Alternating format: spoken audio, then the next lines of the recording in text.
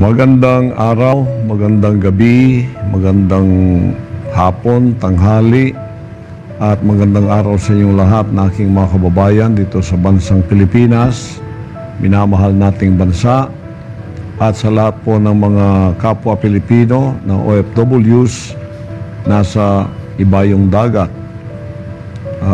Magandang araw po sa inyong lahat. Ako po muli si Pastor Apollo Kibuloy. At marami pong nagtatanong kung saan ako ngayon. Marami ang nagtatanong kasi hindi daw nila nakikita ang aking mukha. At maraming beses po nasasabing nagtago ako o malis muna ako dito kasi medyo hindi pa magandang panahon na nandito ako. Kaya yun po ang naririnig nyo sa akin. Ngunit sa palagi ninyong pagtatanong kung saan ako, bibigyan ko lang po kayo ng talinghaga kung saan ako. Isang puzzle na kung masolve po ninyo, ay bigyan ko kayo ng 1,000 pesos na reward. Ito po ang talinghaga ko, ano? Pakinggan po ninyo. Ako'y nakakubli, di kalayuan dito. Kuta ko'y puro bato.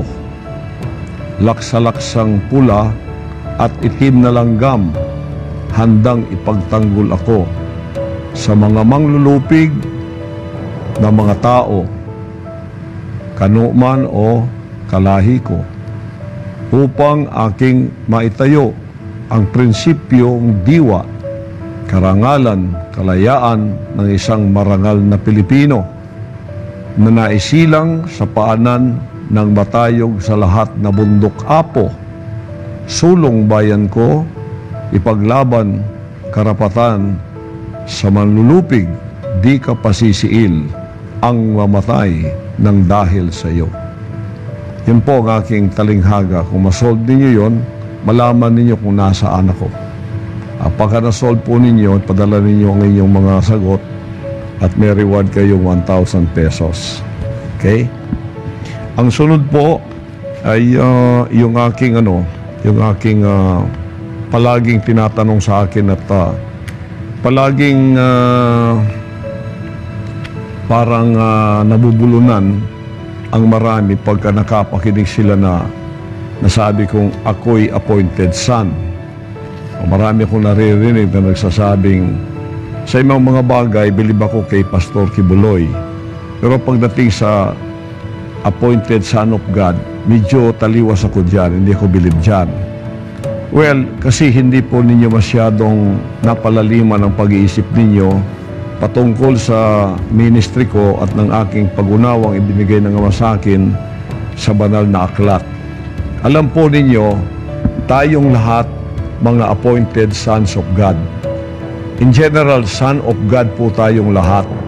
Ngayon, kung ikaw mayroong isang dakilang layunin ibinigay ng Diyos sa iyo, appointed ka doon sa trabahong yun na makakatulong sa iyong kapwa-tao, maaring hindi kasing laki ng ibinigay sa akin, pero kung may nagagawa kang pagtulong sa iyong kapwa-tao, pagmamahal mo, love your neighbor as yourself, appointed son of God ka po sa field o sa paglilingkod na yon kung saan ang scope mo ay nando doon. Tulad ngayon, isa kang broadcaster na magaling at ikaw ay nakapagpapaliwanag sa mga tao at sila'y nabibiyayaan, naliliwanagan, naging maganda ang kanilang pangunawa at buhay sa pamamagitan ng iyong pagbo-broadcast o pagbibigay ng mga informasyon.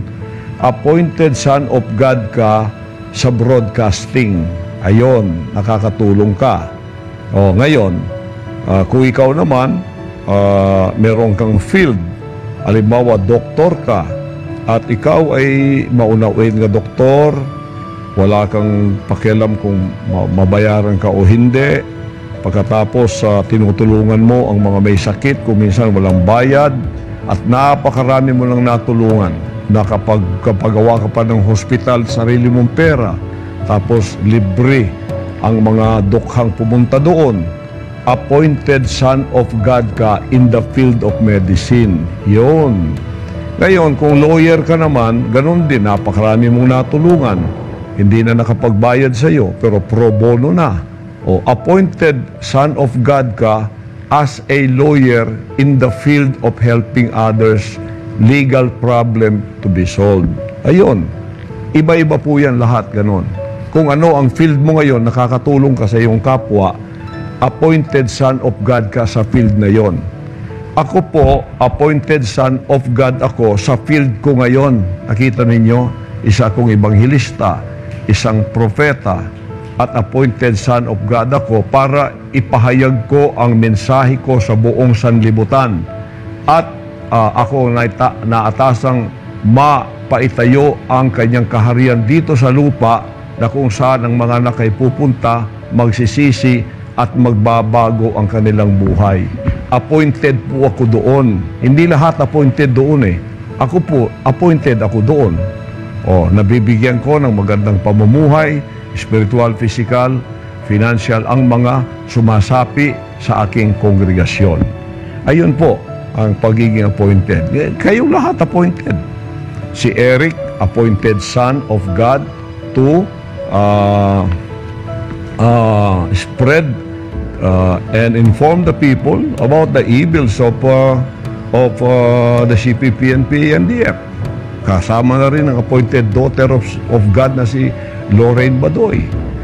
Si Pangulong Duterte, appointed son of God to become president of our country for the time na natulungan niyang mabuti ang ating bansa na umahon at pagkatapos magkaroon ng build.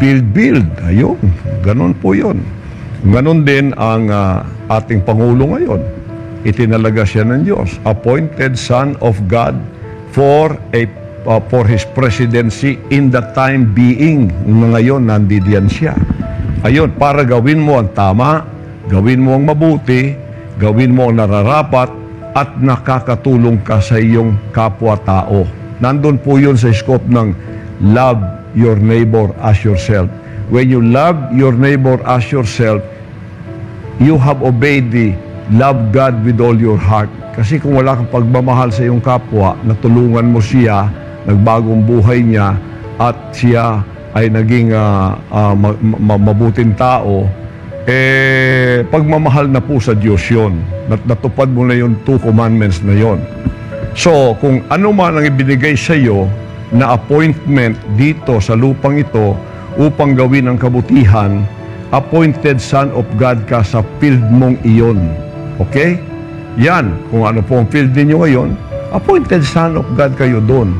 Pero hindi lahat appointed son kasi ang iba walang trabaho eh. Alang-alang naman drug lord ka. Appointed son of God ka sa pagpapalaganap ng drugs. Kung nagpapalaganap ka ng drugs, appointed son of the devil ka. Okay? Kung ikaw kidnapper, yun ang ginawa mo, appointed son ka of the devil, hindi God. O ngayon, kung ikaw